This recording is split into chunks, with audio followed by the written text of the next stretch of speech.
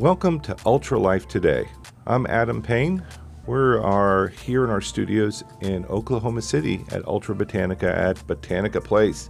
It's hard to miss our building. It has a big orange neon sign on the outside. If you ever want to come by and say hello and get a quick tour of our facility, the place where we make the Ultra Kor technologies, you are always welcome. We're just a stone's throw from the Capitol at 120 Northeast 26th Street. Just come on by, say hello. We'd love to shake your hand and even give you a free sample of any of the Ultra Botanica products that we make here.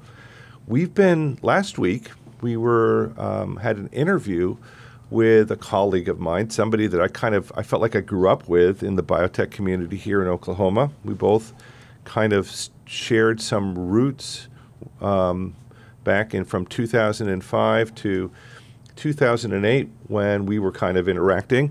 My friend and colleague, Deborah Morad. Deborah, welcome back. Thank you, Adam. So let's remind our listeners what we were talking about last week.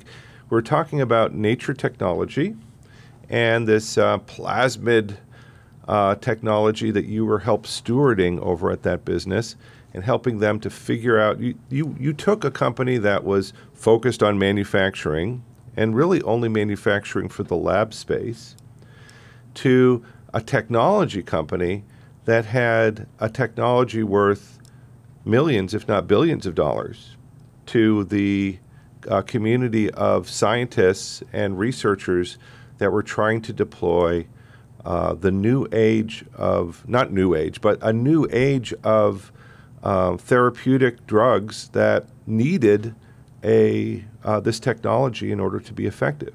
Is that a good way of describing this? Yes, and in fact, so Nature Tech, prior to my onboarding as interim, then CEO, they had the technology there with them. It's just as a company, and listeners can probably resonate with this, when you're making money to keep your lights on, you do what you have to do, right? Right. And so they didn't have a big pockets money bag. They did not. We're just, but they did well. We were manufacturing research grade that didn't really. I guess you'd say our manufacturing process was used to make the research grade plasmid, but we really were not selling that vector. They actually had several wins before I was on board, but nothing big, to help keep the lights on, right? But it was really transitioning what they had. So Matt Gibson, which is my attorney, he's a patent attorney I've worked with and I've known for a number of years. Is he from McAfee? He was at McAfee and Taft. Now he's at Barnes and Thornburg, and we've grown up together too. You know him from this space, and I know Matt. And I called Matt, when Nature Tech resurfaced, and I was like, let's take a look at this, right? And it truly was a candy store. And when I use the term candy store, when you're in research and you find something really exciting, at least on my end, it's like it's the plethora. We have everything. We have the Butterfingers and the Skittles. We have all these things. We just have to make it available for everyone else. So there was this aha moment that you're like, wait a minute, this could really enable anybody to develop a drug that's looking for a solution here. That's right. And the team at Nature Tech knew that, right? And we spoke about this a little bit, I think, last week in terms of bridging the gap between research and the boardroom, or research and a clinical trial. But what was the block then for them? I think the block is it's always the business and making that connection, right? You don't know, or maybe you're just immersed so much in it. I guess it's kind of like, well, who do we talk to? How do we translate this, and who do we talk to even to say that we have a technology that could help them do something different? It is, and it's really packaging it, putting it together, the right way, getting the right people on board. Also, not getting caught up in, when you're making research grade, there could be another company where you need to focus your time in, and so there's conflicts there, right? Sure. Nature Tech was around for a while, which is unusual that it sold in itself, because prior to, not many people get to say they took a company that was almost 20 years old and they sold it for, a record multiplier, right? Right. Yeah, that normally doesn't happen. Is the number public? What I can't say. Okay, but it was a lot. It was a lot, and it was, and I think that's the reward. So like on my end, I love science. I love working with the researchers, and you kind of see their dream, and it comes to fruition. And Dr. Jim Williams, the inventor of the nanoplasmid, and Dr. Aaron Carnes, which also worked with the hypergrow process, two brilliant individuals. Just seeing them racking their brain, like, how do you get something forward, and being able to take the knowledge they have, essentially, and put that together and translate it in a way that makes sense later is just, it's beautiful when you see it out. And now to follow that, you always go through, at least on my end, with everything you work on, I always call people back and ask them how it's going. Is there anything that I can do? Wow. So because you're maintaining connections with these guys. Of course, because eventually, I joke around a lot too, but, Danaher is a very large company, and I joke with them. I was like, I'll have another technology, and I will be coming to you. And so now I have Kor Therapeutics. Okay, so let's the Nature Technology deal happened. Aldevron was bought, and Nature Technology was bought by Danaher, and that is now a powerhouse of technologies that is poised to be the company to manufacture and create a whole new generation of interventional therapeutics that literally are going to change people's lives, especially in the orphan drug space, where people have really esoteric or difficult diseases that therapeutics just aren't going to touch by themselves, right? Mm-hmm. So let's talk a little bit about this transition from Nature Tech to Korixor. Who is Korixor? What is Korixor, and how did you even get involved with these people? Yeah, so and you'll remember from the week before we were discussing like my Will Smith hitch lifestyle of biotech in this card passing, right? So you have this love of connecting with people and seeing opportunities and trying to make stuff happen for people, just being helpful. So on that, Korixor Therapeutics, I was actually, so let me tell you a little bit about Korixor first. Sure. So Korixor, basically it's a gene editing company, and we are looking at drug resistance, and our primary focus right now is oncology, but we're a system. We can do more than just oncology. Oncology is just our first focus now. And so we will go in and we will target a gene of interest. So there's a gene that basically enables the medicine that's in the market to actually effectively treat a cancer, right? Interesting. And so we will go in, we will target that particular gene, and then we will effectively treat the patient with that tumor. So we're starting off, and we had lung data. Our team went to the FDA with the lung data, and they said, you know what, why not do a basket trial so you can expand that to lung, head, and neck? And so when I met the Korixor Therapeutics team, and is it an Oklahoma-based group? So it's a Delaware-based company. Okay. We are registered now with the state of Oklahoma. But when we talk about ties and relationships, and you might know this gentleman too, Chris Yoakum is retired AstraZeneca. No, I don't know Chris. He's been in the. He's not with. He's obviously retired now, but he's still active in the space. So we were at, after Nature Tech happened, that was a pretty large deal.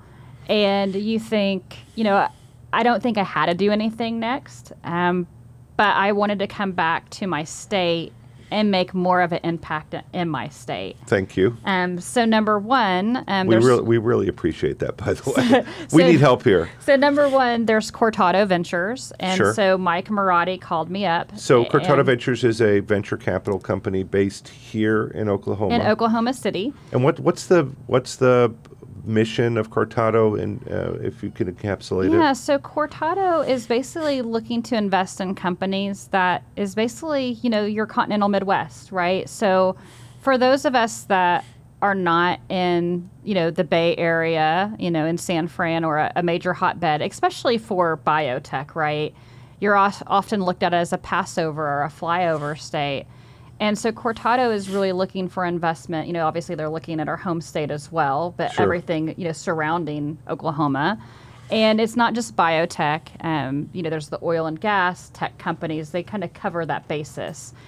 So Mike Marotti is another, name that I worked with over when Presbyterian Health Foundation. It was Oklahoma. It's Oklahoma Research Park now, but it was Presbyterian Health Foundation back in the day. Yeah, Mike kind of shares the same DNA. He loves to see, he's a translational guy. He sees technologies and he sees opportunities. Yeah, Mike is very instrumental. So he gave me a call and basically told me about Entrepreneur in Residence at Kor Therapeutics. I really didn't know what that was. But apparently after you sell a company or you do anything in a sense, you don't have to do something to that magnitude, but you have experience, you can go back to a university or a venture fund, and you basically give them insight for maybe investments they have, or you can serve as a mentor to, or maybe on a board to other companies that they've invested in. Yeah, you've already forged the path. You've been there. It's kind of the been there, done that, help others to get to that next stage. And so wanting to make a connection, I've had connections in Oklahoma the whole entire time. I have not moved. But when you're working with companies out of state and you're all over, it's hard to stay connected in your community, sure. Right? So it was the best decision I made, because this gave me to take that to take the EIR role at Kor Therapeutics. And when I say that is because I was able to come back, and when I'm telling people I want to work with my state, I now have an arm that I'm connected to. That makes so much sense. I'm not just by myself as Deborah or Deb or Dr. Debbie, whatever way you want to do it. And so it makes more of an impact, right? And so then Corixer, I went to Bio this last year. Bio International is a biotech conference. It's one of the largest of its kind. My grandmother actually passed away right before the biotech conference. I didn't have to go to the biotech conference at all. And my grandmother's funeral was not going to be until after the biotech conference. But I know, if you listen to this the week before, my grandparents were very instrumental in why I love science and why I'm here today. Yeah. And my grandmother would have not wanted me to not go to bio. So I went, and Chris Yoakum, that worked at AstraZeneca, that I've known pretty much my whole entire career, he's like, well, what would you do if I told you that there was this technology, it's this gene editing technology, and it can go in and it can target drug resistance? And he was going through all these things, and I felt that candy store moment come up I had, like with Nature Tech. And meanwhile, I was like, well, that's a candy store. That's an impressive technology. So meanwhile, he's text messaging me, like the founder of Corixer, the scientist, I have your CEO. And so the next day, I sat down with Mike Marotti, the team from Corixer, and actually Matt Gibson was there as well. Oh, wow. Yeah. And we all sat at the Oklahoma Pavilion at Bio. And at that moment, I was like, I knew my grandmother was smiling really big. And I just knew. And I think they knew too. The Corixer team knew too. It's like, it just fit. Wow. And so I officially onboarded with Corixer September 1st, because as I mentioned, I do a lot of digging too. You don't, a lot of people go and you don't rush to take a job. You make sure that there's a fit, right? And I really want an outreach right now. And when a team can check their ego at the door, right? And they want to make a difference, then that's what I want to be a part of. And so every piece, this company was formed in Delaware. They have a gene editing institute that's remarkable. It's a spin out from Christiana Care. They have things and resources there that can also help Oklahoma and bring Oklahoma up to speed on certain factors. But on the flip side, we have clinical experience and things here. So it's a very good marriage. Oh, amazing. So we're gonna take a break. We've been talking to Deborah Morad, currently CEO of Kor Therapeutics, entrepreneur in residence here at Kor Therapeutics Ventures, a venture capital fund here in Oklahoma City. Shaker and a mover, a friend of mine, somebody that we're getting to know dear and close to us. Stay tuned. We'll be right back. Our mission is to take nature's most beloved botanicals and enhance them with our liquid protein scaffold technology. This helps it reach your cells faster and better. With exponentially enhanced bioavailability, you'll feel better every day. Ultra Botanica, the feel-good curcumin. Welcome back to Ultra Life Today. Just by the way, anywhere on the planet, you can get our podcast by looking up Ultra Life Today, either on Apple, Buzzsprout, Amazon. Just look up Ultra Life Today, if you don't mind, give us a thumbs up, subscribe to the feed. We want to beat the big tech algorithm, and it helps us and it helps you because you'll be able to get access to the close to now 100 different interviews that we've had with shakers and movers here in Oklahoma, trying to make a difference in your life. Welcome back, Deb. We're here for our final segment. Doesn't it feel like we just started talking like 10 minutes ago? It does. Deborah Morad, CEO of Kor Therapeutics, entrepreneur in residence, Kor Ventures. We've been talking a little bit about Kor and this new marriage that you have. How long ago did you take this CEO job? So my casual, low-key onboarding started September 1st. Casual, low-key. It has been anything but low-key. So we were making some serious headway. Oh, wow. So where do you office for your CEO role for them? So I am actually officed over Kor Ventures, which is located basically at the Bricktown Canal where Zio's used to be. Kor there as well as the Verge, and so I still house out of that place. Okay. And where is physically, where is Kor located? Kor, so our main office or our headquarters, which we'll have I guess you would say our second headquarters is here in Oklahoma City. Sure. But our primary headquarters is in Delaware with our Gene Editing Institute. Okay. But what will happen is I hear of you, typically you hear of like it's a Delaware company because Delaware is the best. But this was but it's really Delaware. It's a Delaware Delaware company. Wow. But unusual. What happens, and I want people to understand. So what can happen is when you have a company, and because I also have a love of Delaware because it's interesting. It's a lot of a nice state. The individuals that I met early on in my career that were very kind to me and very instrumental, not only my friends in Oklahoma, but there were a lot of people, including Chris Yoakum, which lives in Delaware. There were people that were really instrumental in helping me, and it's funny to have this full circle, and now you're back with them again. So it's really, really similar to Oklahoma, like you know one person and you know everybody. But a lot of times what happens is a company can form here in Oklahoma, and someone can think, oh, that's an Oklahoma company. But then they don't, there's nothing that they do here. Like Adam, looking at your company here, your manufacturing, you know, your everything, you're putting everything, your technology, everything is here. So yes, you know, this is is a spin out of Christiana Care. These are all great things, but when you start transferring into clinical trials and you do these things, you go to where the resources need to be at. And with this, on this marriage that we talk about, how it's just this fit, there's so many things here in Oklahoma that fit for us, right? And including, if you listened the week prior, I mentioned the glioblastoma trial that I worked with Dr. James Batiste. So to have Dr. James Batiste now and work with him on Kor and a lot of these individuals, or work with, Kor or work with Mike Marotti, and work with Matt Gibson. These are all names here. And when you're doing research and you're working on science, it really takes everyone. So it sounds like your Rolodex of the people that really help facilitate you in your role as a CEO are a lot of people are here. Mm-hmm. And so it makes sense why this company would have its kind of it's C-level tentacles here in Oklahoma. Well, it's amazing. So where can you talk a little bit about Kor, who they are, what they're doing, and where they're going? Yeah. So a lot of times you'll speak with a scientific company and they'll say, and I love it because everyone's generic response is they'll start a clinical trial in 12 to 18 months. and I've learned listening to other people talk about their science, I'm like, you guys really can't start in 12 to 18 months. And actually with Nature Tech, because we supplied the vector and the things they would use for their product, we're like, they're so not going to get this in 18 months. It's not there. But truly, Kor, we are paving the way. We already have a pre-IND meeting. So a pre-IND meeting is where you go and you meet with the FDA so you can file an IND to start a clinical trial in people. Yeah, it's the meeting where you're saying, hey, this is what we're thinking of giving to you to enable us to actually go into clinical study.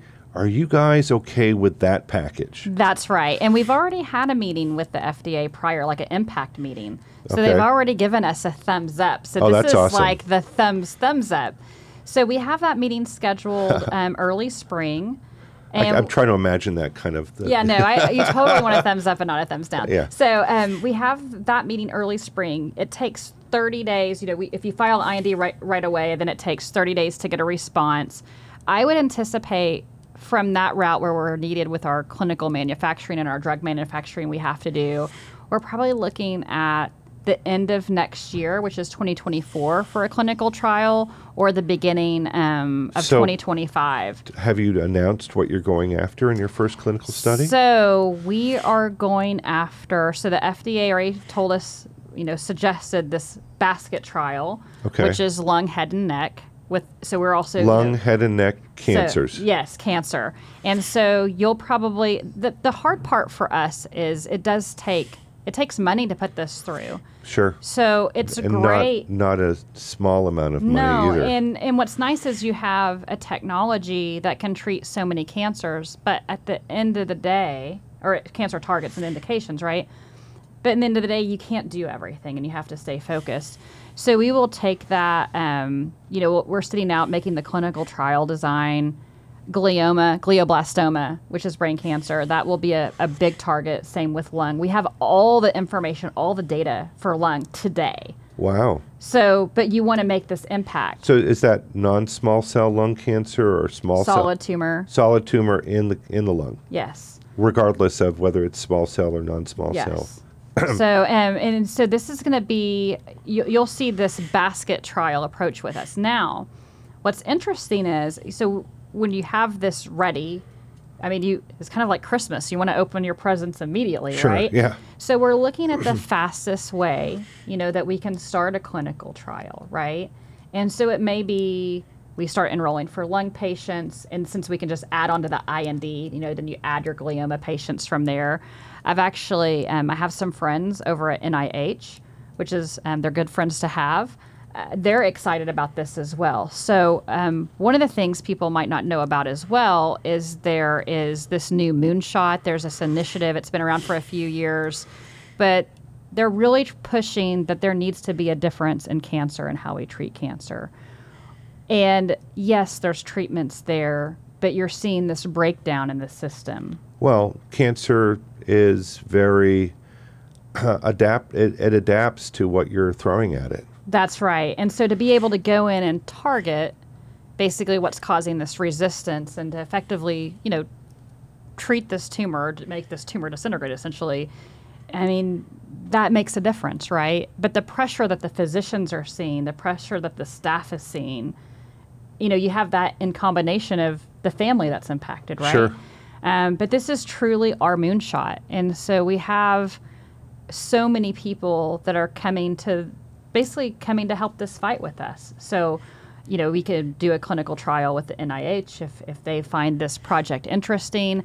We have OU Stevenson. So it sounds like the approach you're taking, and I'm taking a long shot here in what you're going after, is you're saying, here's standard of care, and we're going with standard of care plus this technology that removes resistance to the tumor for this standard of care. Exactly. And so what is standard of care for kind of head, neck, throat basically cancer? they throw everything at you. So is it cisplatin? Is it the drug cocktail that's kind of the standard? So with oncology or cancer, there's a standard drug cocktail that they give you, including chemo. Right. And basically, if you think about cancer, it's just really to kill everything. Sure. And so to be able to go in and target, and then being able to treat the tumor directly is. So I guess so Corixer has identified the primary resistance mechanism for That's right. And there's several. So the ones we'll hit first, this lung, head, and neck, that does have that NRF2. That's the target. So the NRF2 tech. Yes. Okay. NRF2 is, we actually know a lot about NRF2 here. We've talked about it as a nutritional supplement target. It's the phase 2 detoxification mechanism for most cells in our body. And some people are out of balance with NRF2. John Hopkins, actually, their broccoli seed extract has been known as a NRF2 activator that's used quite widely. We actually combined broccoli seed extract in a supplement with curcumin because curcumin is also a NRF2 activator. So we know a lot about NRF2 from the perspective of wellness and health for people that need that extra detoxification. I'm totally grabbing some free samples before I leave. So, some people are genetically out of balance in Nerve 2, so their phase 1 detoxification might be working really well, but phase 2 might be slow, so they tend to accumulate reactive oxygen species in their cells, or things that are caught that ultimately are responsible for toxicity, long-term toxicity.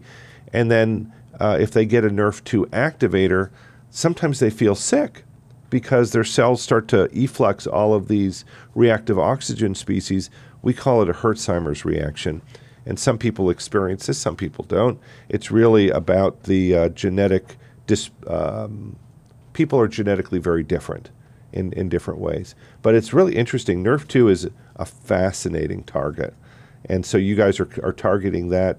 Does Corixer also, can it target other? Yes, it can target other targets. And our patent strategy, everything that we have is very strategic with all those factors. So not only are we doing what we need on the scientific side, we're also doing what we need to do on the paper side to make sure we can protect this and move forward and find a home for it later. But we have so many different things research-wise to keep us going. So Deb, let's where do you think Corixer is going to go? Is it going to try to get these products to market themselves, or are you guys going to spin this stuff out?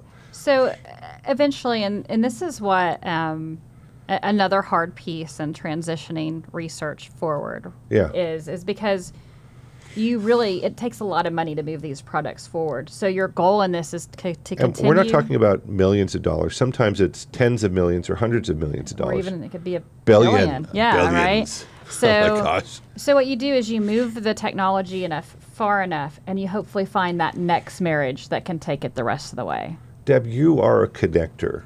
I mean, there are certain people that are they're scientists, they know their lane, they're going to move things forward. And then there's the entrepreneur who connects with people. I bow down to you, Deb Morad. You are definitely a connector in the space. I imagine you already there are people you've already kind of talked to that you think, this is a possibility, this is a possibility. So I joke, and actually my friend Max DeLong from Genentech, we both have lists, because I meet people all the time in different settings, but we have lists, or you just read a scientific article and you don't have time to get back to it. So I have this Excel spreadsheet. Oh my gosh. And everyone jokes are I'd love to see that Excel spreadsheet. But yes, I meet people all along the way. But the funny part is when I was in elementary school, I actually hid behind people. I would not talk to anyone at all. Wow. I was just scared. And so my family did all these things to make me want to go out and speak with people. Give bravery to face the world. So I think you've changed your attitude since then, from hiding behind people to stepping out in front. For the common good of science, I will go out there and speak to individuals, and then I will go back and be home and mysterious by 9 p.m. Wow. Deb, we've had, folks, we've had the pleasure of getting to know Deborah Morad. Thank you for coming and joining us here at Ultra Life today. Thank you so much for having me. And for those listening, come by and grab some samples. And come check out Adam's product, because your personal health and your health that you maintain is very important, and it helps those of us looking for solutions otherwise, a way to treat you later. Yep, and you can get any samples at any natural grocers around Oklahoma or Aikens.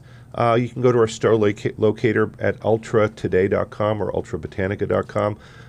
Or you can just come by our facility here, get a free tour, grab some samples, and say hello to us at Ultra Botanica here. This has been Ultra Life Today. I'm Adam Payne. I'm Deborah Morad. It was nice basically tuning in today. Yeah, thank you for joining us.